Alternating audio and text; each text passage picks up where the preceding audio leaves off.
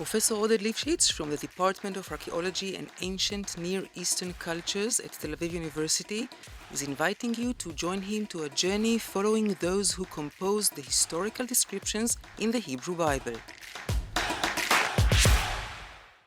The Untold Story of the Kingdom of Judah, Part E.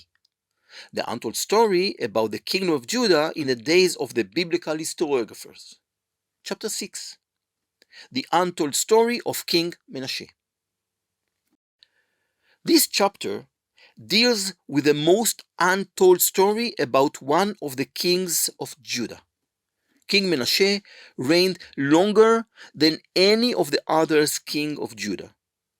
The opening formula for his reign in the second book of Kings, chapter 21, verse 1, state that Manasseh was 12 years old when he began to reign, and he reigned 55 years in Jerusalem. He was the son of Hezekiah and the grandfather of Josiah, and during his long reign, Judah recovered from the severe blow inflicted upon it during Sennacherib's campaign. Judah was integrated into the Assyrian Empire, which was at the height of its power and strength. And the archaeological evidence from the excavations in Jerusalem, in the Benjamin region, and around Jerusalem, including from the excavation at Ramat Rachel, Mordot Arnona, and Armon HaNatziv, testify to the prosperity of the area during this period. The economy and administration continued to develop, and Manasseh is also mentioned in Assyrian documents as a king who maintained his loyalty to Assyria and fulfilled his duties as a vassal.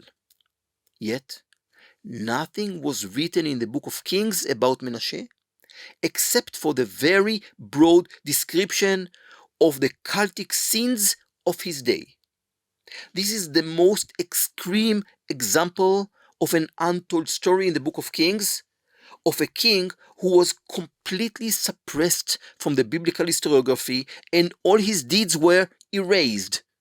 And all of this in a period very soon after his reign, when many details about the king and the kingdom of Judah in his time were known to the authors and their readership, even without the need for any written sources.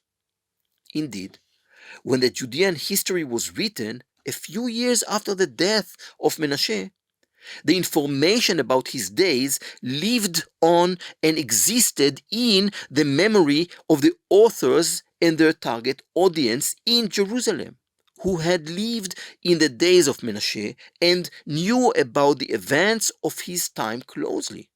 Still, the story of Manasseh is left untold.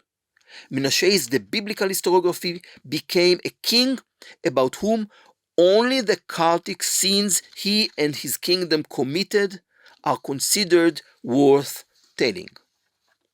In this chapter, after an examination of the historical background of the days of Manasseh and the information available about this period from archaeology and historical sources outside the Hebrew Bible, we will return to examine the biblical descriptions of his time to seek out the reasons for the untold story of this king.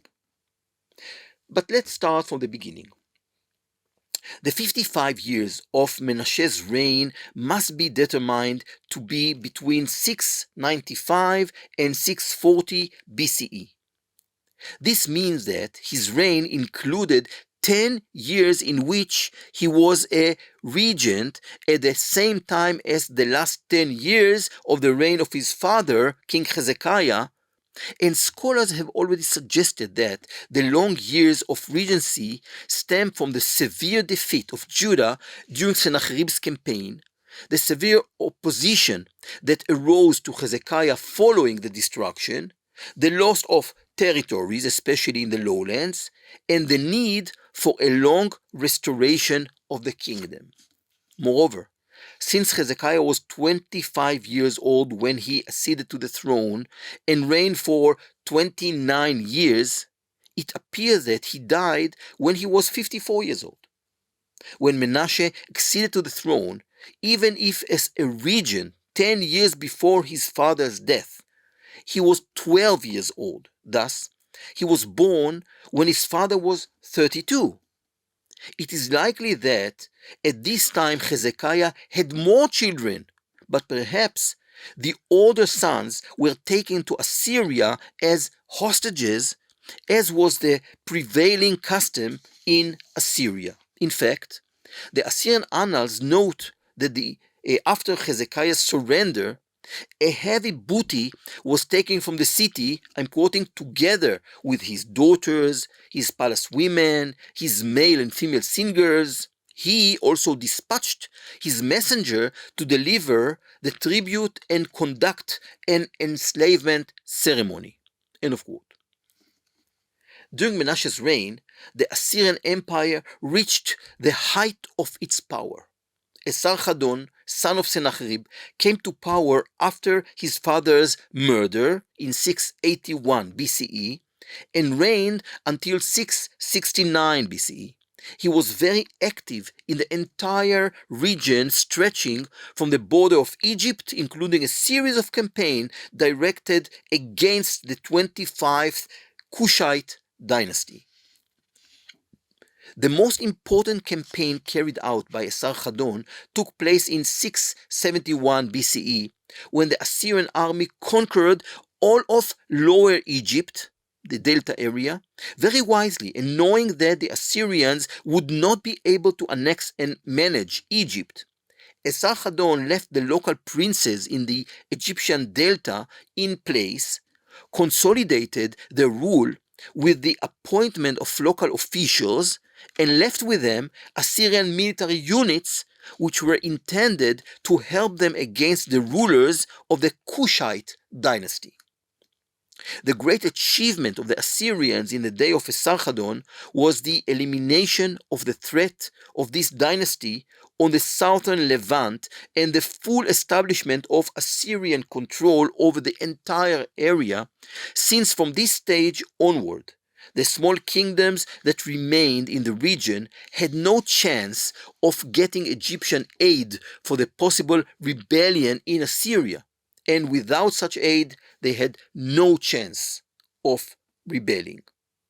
As part of the Assyrian consolidation in the region, Esarhaddon was active also along the Phoenician coast and sought to establish Assyrian rule there as well.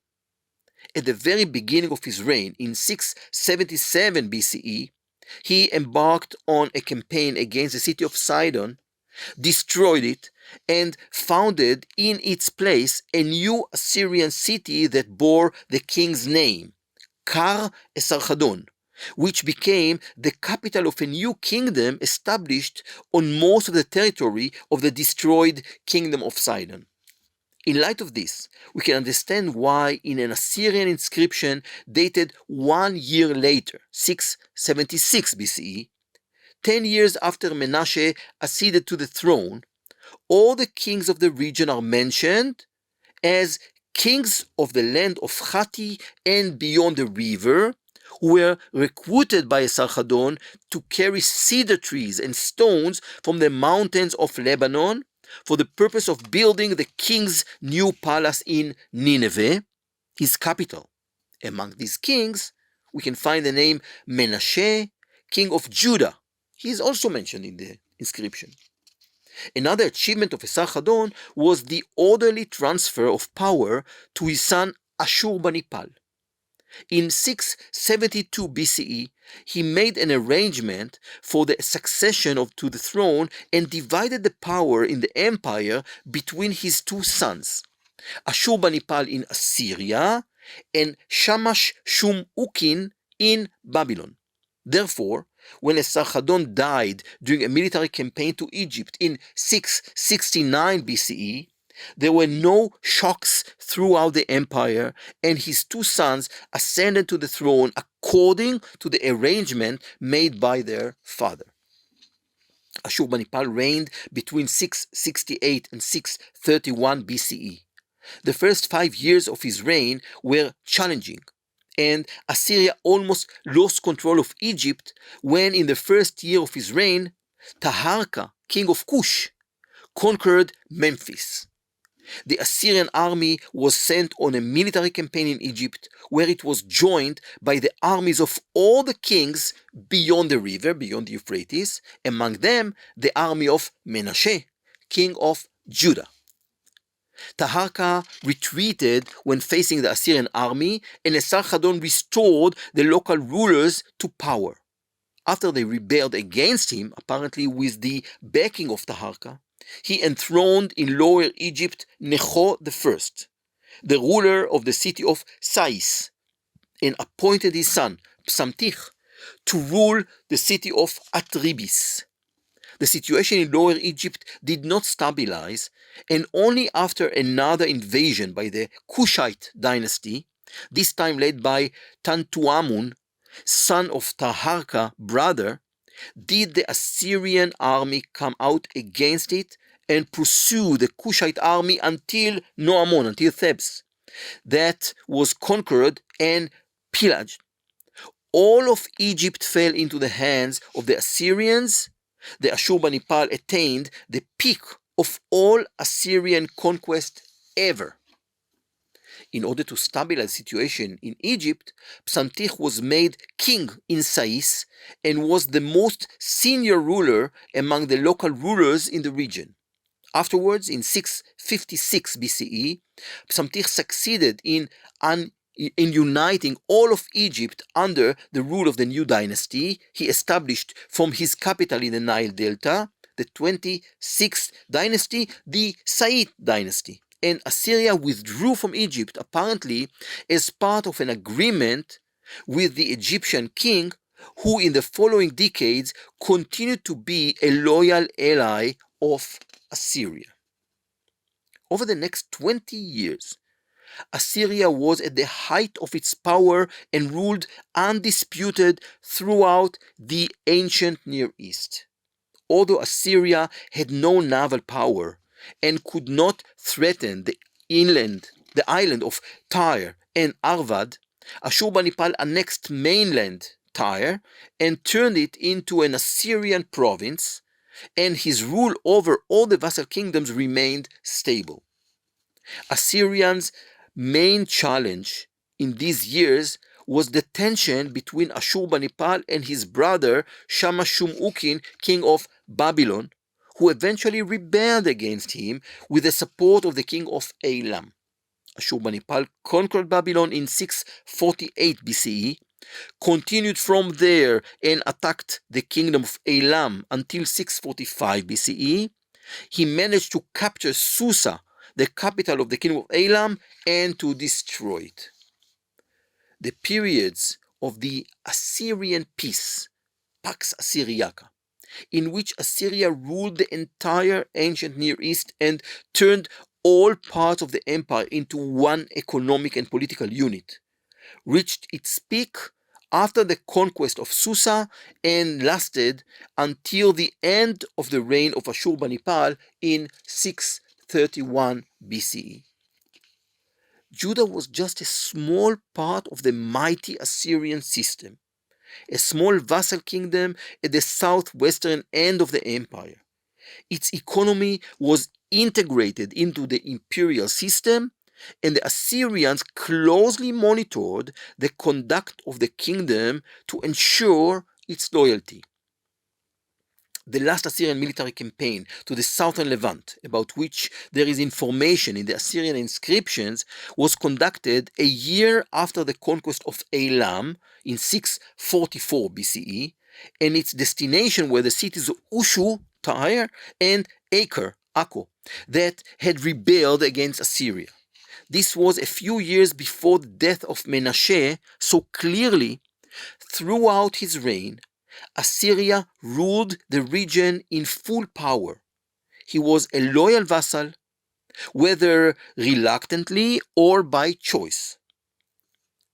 The prosperity that took place during Manasseh's reign all over the kingdom clearly emerges from the archaeological research and has already been discussed and described in previous chapter when we discussed the archaeology around Jerusalem. Despite this, none of Manasseh's achievements are described in the biblical historiography. Manasseh is described as the great of sinners among all of the kings of Judah, and the description of his reign in second book of Kings, chapter 21, includes only a list of cultic sins.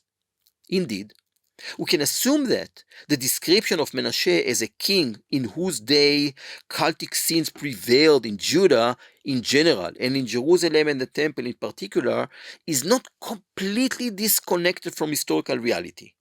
During this period, Judah was a part of the Assyrian Empire and took part in inter-kingdom trade.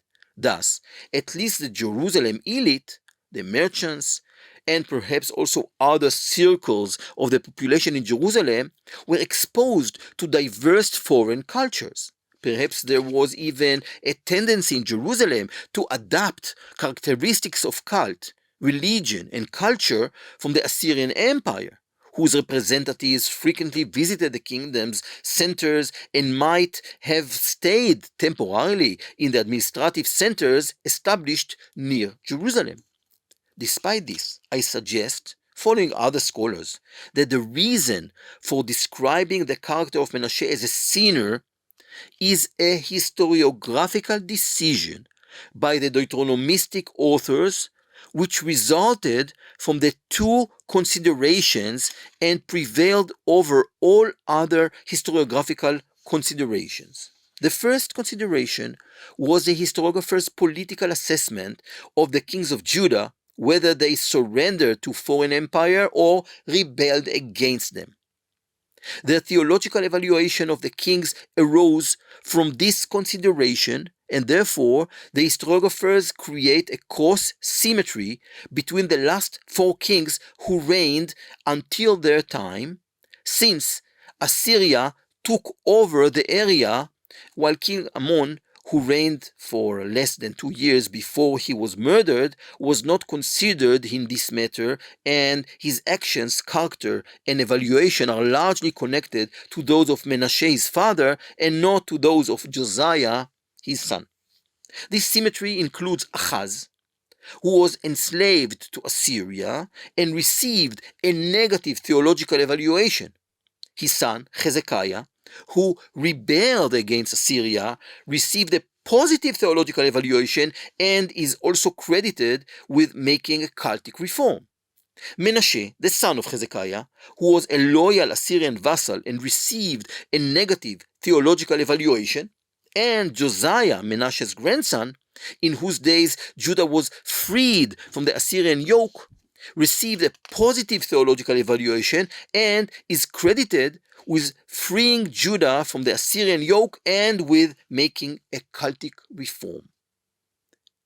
The second consideration of the historiographers was also connected to the difficult problem they faced. In light of this cross symmetry between the last four kings of Judah who reigned until their day, namely, they had a literary duty to find someone who would spoil what was corrected in Hezekiah's cultic reform so that Josiah would have something to correct again in his cultic reform. The only option, therefore, that they had before them was to attribute to Manasseh the cultic sins committed in Judah after Hezekiah so that Josiah could correct these sins in his cultic reform. Indeed, the description of Manasseh's sins opens with the statement, I'm quoting from the second book of Kings, chapter 21, verse 3. For he rebuilt the high places which Hezekiah his father had destroyed. Later, all the sins attributed to Manasseh, without exception, are the exact opposite, reverse, of what was corrected in Josiah's reform, so that from the literary perspective, Manasseh is a mirror image of his grandson, great King Josiah, and Manasseh's actions are the negative of the image of the cultic reform that took place in the days of Josiah. And so, the description of the days of Manasseh, which can be attributed to the Deuteronomistic historiographers of Josiah's days, includes the usual opening formula in the second book of Kings, chapter 21, verse 1 and verse 2, which of course also contains a negative theological evaluation formula about the king, and the usual closing formula in verses 17 and 18, which also includes the description of his burial in the garden of Uzzah, again a topic we dealt with in one of the previous chapters. Following this, the description of Manasseh's scene is expanded upon in verses 3 to 8, where every detail described in these verses is linked to Josiah's reform. Moreover, the details selected from Josiah's reform and described in their mirror opposite in Manasseh's scenes are those related to the purification performed by Josiah in the book of Kidron, so a special geographic place below Jerusalem. This is against the description in chapter 21, verse 3, according to which Manasseh rebuilt the high places which Hezekiah his father had destroyed, and he erected altars for Baal and made an Asherah, as Ahab king of Israel had done, and worshipped all the host of heaven and served them.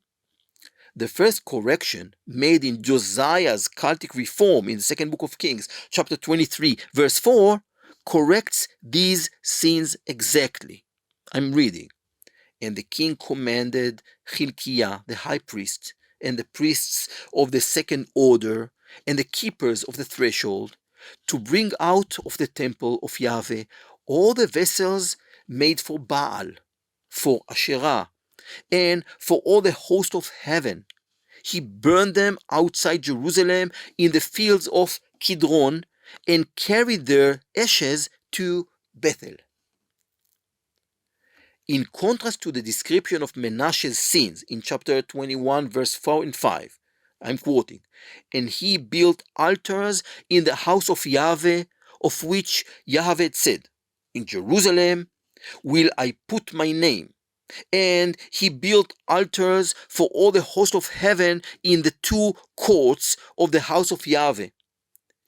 It is described in Josiah's cultic reform, chapter 23, verse 12, that, I'm quoting, the altars on the roof of the upper chamber of Ahaz, which the kings of Judah had made, and the altars which Manasseh had made in the two courts of the house of Yahweh, he pulled down and broke in pieces and cast the dust of them into the brook of Kidron. Furthermore, in contrast to the description of Manasseh's sins in chapter 21, verse 7, and the graven image of Asherah that he had made, he set in the house of which Yahweh said to David and to Solomon his son, in this house and in Jerusalem, which I have chosen out of all the tribes of Israel, I will put my name forever. It is described in Josiah's reform in chapter 23, verse 6 that, I'm quoting, he brought out the Asherah from the house of Yahweh outside Jerusalem to the brook of Kidron, and burned it at the brook of Kidron, and beat it to dust, and cast the dust of it upon the graves of the common people. End of quote. Through this form of description, the gaps between Hezekiah and Josiah were filled, and it was clear that Josiah's cultic reform corrected the sins of Manasseh. However, to expand this, the historiographers added one more verse in chapter 21, verse 6, which was inserted into the description of Manasseh's sins, which were corrected in the days of Josiah. So between verses 3 to 5 and 7 to 8, containing a description of the sins that bind Manasseh to the book of Deuteronomy, and a definition of his sins as a violation of Deuteronomic law. This was accomplished by highlighting the connection between the sins attributed to him and the sins listed in Deuteronomy chapter 18, verses 9 to 12, where they are defined as the abominable acts of the nations. These sins are framed in the opening verse, in chapter 18, verse 9, according to which, when you come into the land which Yahweh your God gives you, you shall not learn to follow the abominable practices of those nations. End of quote. And in the concluding verse, which explain these sins as abominations because of which God dispossessed the Gentiles from their land, in verse 12, I'm quoting, for whoever does these things is an abomination to Yahweh. And because of these abominable practices, Yahweh your God is driving them out before you. End of quote. In the middle, in verses 10 and 11, the sins are defined. There shall not be found among you anyone who burns his son or his daughter as an offering. Anyone who practices divination, a soothsayer, or an augur, or a sorcerer, or a charmer, or a medium, or a wizard, or a necromancer. In contrast to these sins that are described in the book of Deuteronomy, the sins of Manasseh are described in the second book of Kings, chapter 21, verse 6, and I'm quoting, and he burned his son as an offering, and practiced soothsaying, and augur, and dealt with mediums, and with wizards, and did much evil in the sight of Yahweh, provoking him to anger. The introduction of Deuteronomistic law into the picture and the expansion of Manasseh's sins according to this law added an additional dimension to the condemnation of Manasseh and expanded the definition of his sins beyond the link that the historiographers had created between the cultic reforms of Hezekiah and Josiah. Aside from the description of the sins, the biblical historiographers did not add anything else about the days of Manasseh. They single out for him in the story the well-defined role of the one who caused these sins, which Josiah corrected and thus created a one-dimensional character, which matched their assessment of the king, who was both enslaved to Assyria his entire life and also committed serious cultic sins. In this respect, the untold story of Manasseh is the most extreme example of the biblical historiographers omitting and ignoring of history itself, and evidence that they acted according to their cultic ideology and in the literary interests of the story they wrote. But Manasseh's literary fate did not improve even further down the road. In fact, it got even worse.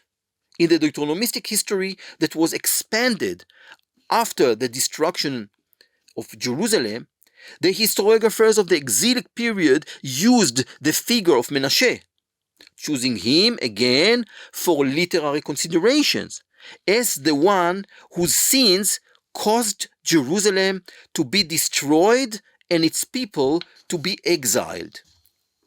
Manasseh's explicit blame for the destruction and exile was given in a broad addendum inserted into the description of chapter 21 in verses 10 to 16, after which God decided to bring about the destruction due to Manasseh's sin. And I'm reading. And Yahweh said by his servants the prophets, because Manasseh, king of Judah, had committed these abominations, and has done things more wicked than all that the Amorites did, who were before him, and has made Judah also to sin with his idols. Therefore, thus said Yahweh, the God of Israel, behold, I am bringing upon Jerusalem and Judah such evil that the ears of everyone who hears of it will tingle. And I will stretch over Jerusalem the measuring line of Samaria, and the plummet of the house of Ahab. And I will wipe Jerusalem as one wipes a dish, wiping it and turning it upside down. and I will cast off the remnant of my heritage and give them into the hand of their enemies, and they shall become a prey and a spoil to all their enemies, because they have done what is evil in my sight and have provoked me to anger, since the day their fathers came out of Egypt, even to this day. Moreover, Manasseh shed very much innocent blood, till he had filled Jerusalem from one end to another, besides the sin which he made Judah to sin, so that they did what was evil in the sight of Yahweh. End of quote. In order to close off the circle of additions to the description of the days of Manasseh during the exile, and perhaps also to smooth the transition between the original description and the additions, the lengthy description of the scene of the placing the Asherah statue was added in chapter 21, verses 7 to 9, defining God's conditional eternal promise to the temple and Jerusalem, and emphasizes that the violation of God's commandments and the existence of these sins will result in the annulment of the eternal promise, destruction, and exile. Thus, to the description of the original sin and the graven image of Asherah that he had made, he said, the definition of the divine promise was added. I'm quoting, in the house of which Yahweh said to David and to Solomon his son, in this house and in Jerusalem, which I have chosen out of all the tribes of Israel, I will put my name forever, and I will not cause the feet of Israel to wander any more out of the land which I gave to their fathers. End of quote.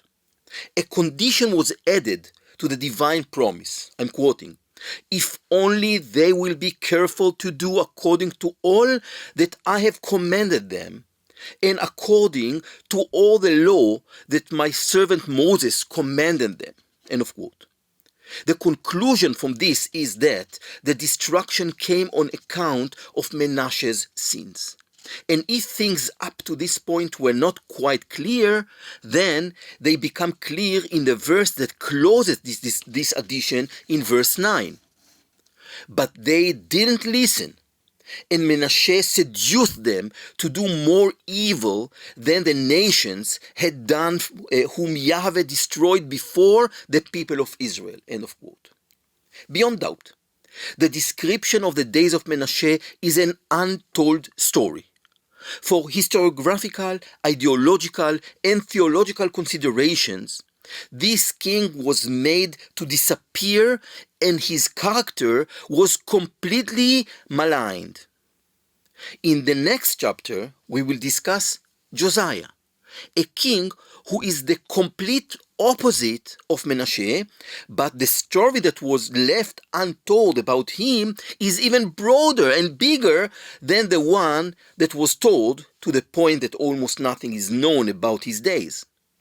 But in contrast to Manasseh, he is presented as the righteous and great king.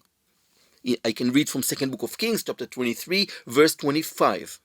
Before him, there was no king like him, who turned to Yahweh with all his heart and with all his soul and with all his might, according to all the law of Moses.